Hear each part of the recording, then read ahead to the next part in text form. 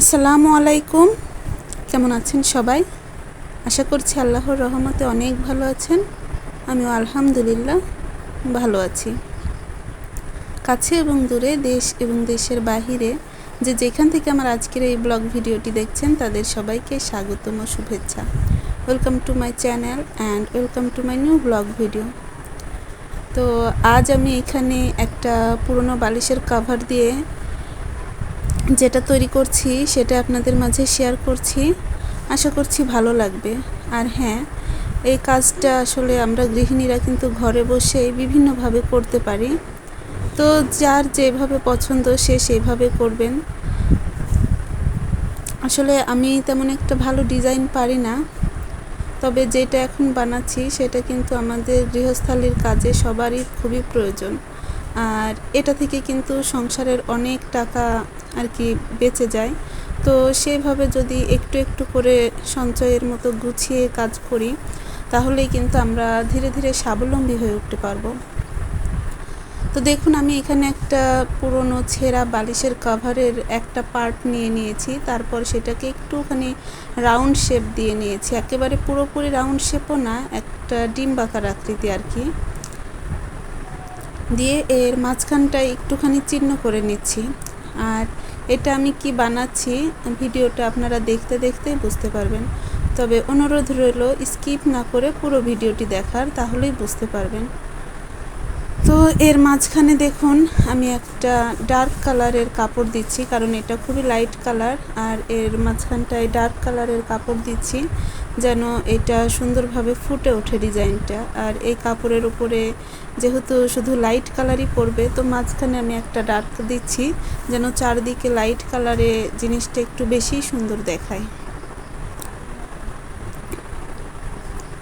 তো দেখুন, আমার মেশিনে একটু সমস্যা থাকার কারণে আমি একটুখানি ধীরেই কাজগুলো করছিলাম। আসলে এই কাজ এতটুকু করতে আমার আধা ঘন্টার বেশি সময় লেগে গিয়েছিল, বাট কাজটা করতে অনেকটাই সময় হয়েছে। আর হ্যাঁ, এই ভিডিওটা যারা দেখছেন প্লিজ একটা লাইক দিয়ে দেখা শুরু করবেন, কেননা আপনাদের একটা লাইক আমাকে পরবর্তী কন্টেন্ট তৈরি করতে অনেক বেশি উৎসাহিত করে। আর একটা কথা বলতে চাই, আমার আপুরা হয়তো বা আমার কথা না শুনে জাস্ট ভিডিও দেখে কমেন্ট করে চলে যান। তবে অনুরোধ রইল কথাগুলো শুনবেন, আমি কি বলতে চাচ্ছি বা কি বোঝাতে চাচ্ছি, তাহলেই হয়তো বা বুঝবেন আমার কথা। কেননা গত ভিডিওতে আমি যে কথাগুলো বলেছিলাম হয়তো বা কেউই আমার কথাগুলো শোনে নাই। তো সবাই যার যার মতো কমেন্ট করেছে, ভালো লাগলো এই সে অনেক রকমের কমেন্ট করেছে। তো ভালো লাগার মতো কিন্তু আমি কিছুই শেয়ার করি নাই। তারপরেও যাই হোক, আপনারা যে দেখেছেন, কমেন্ট করেছেন, লাইক করেছেন, এটাই অনেক। তবে অনুরোধ রইল আগে আমার কথাগুলো বুঝবেন, তারপর সেই কথার পরিপ্রেক্ষিতে যেটা আসে সেই মন্তব্যটাই করবেন। ভিডিওটি ভালো লাগলে সেটাও করবেন, খারাপ লাগলে তাও বলবেন। তবে হ্যাঁ, আমি হয়তো বা সময়ের অভাবে খারাপ করে ভিডিও করি। আমার ফোনের ক্যামেরা ভালো না, ভিডিও কোয়ালিফিকেশনও ভালো আসে না। তারপর একা হাতে সংসারের সমস্ত কাজ করি, আবার ভিডিও করি, সেই জন্য আর কি একটু অন্যরকম হয়ে যায় আর কি। সব কন্টেন্ট ক্রিয়েটরদের মতন আমারটা হয় না। তো যাই হোক, দেখুন কথা বলতে বলতে আমি কাপড়গুলো কিভাবে লাগিয়েছি আশা করছি বলে দেখানোর চেয়ে চোখে দেখার, বলে বোঝানোর চেয়ে চোখে দেখে আপনারা বেশি ভালো বুঝতে পারছেন। জাস্ট একটার পর একটা কাপড় আমি এখানে জয়েন্ট দিচ্ছি, এভাবেই চারিদিক থেকে এভাবে এটা জয়েন্ট করে দিতে হবে আর কি। আর আমার মেশিনের সমস্যা ছিল, যার কারণে সুতাটা কিন্তু বারবার কেটে কেটে যাচ্ছিল। তো যাই হোক, এখানে আমি এই যে হলুদ একটা প্রিন্টের কাপড় দিয়েছি।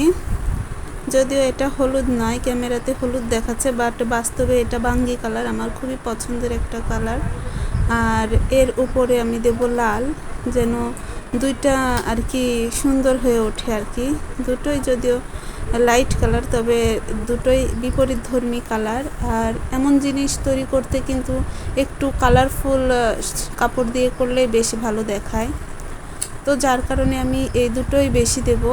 আর ঘরে পরেই থাকে, কিন্তু আমরা যারা দর্জির কাজ করি তাদের ঘরে কিন্তু দেখা যায় যে অনেক টুকরা কাপড় পরে থাকে। তো সেই টুকরা কাপড়গুলো কাজে লাগিয়ে কিন্তু আমরা সংসারের অনেক খরচ কমাতে পারি আর কি।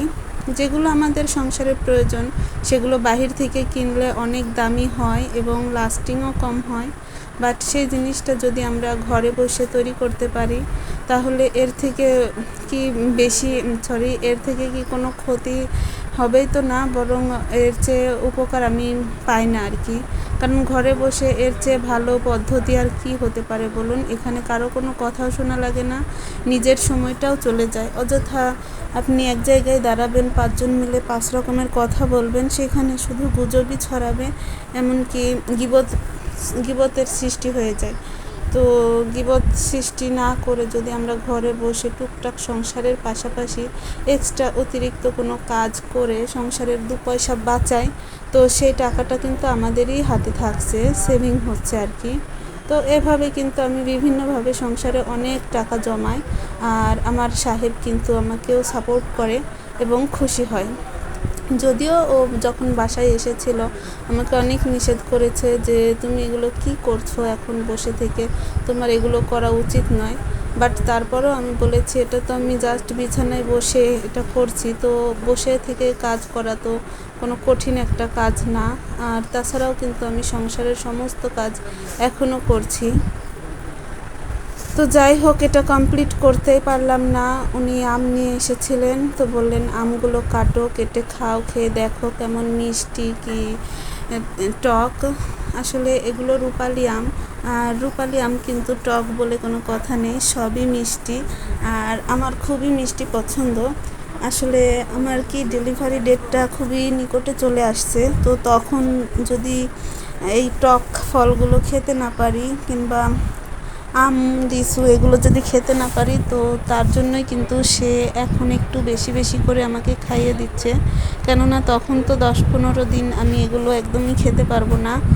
আর আমার কিন্তু ফলাদি ভীষণ পরিমাণে পছন্দ, তো যার কারণে উনি এখন একটু বেশি বেশি করে এনে আমাকে খাওয়াচ্ছেন আর বলছেন যে এখনই খাও, তারপর আবার বাচ্চা হোক, সুস্থ হও, তখন আবার খেও। এখন 2 দিন মাঝখানে বন্ধ থাকবে, বাট তারপরে আরও এনে দেবো, খাবে।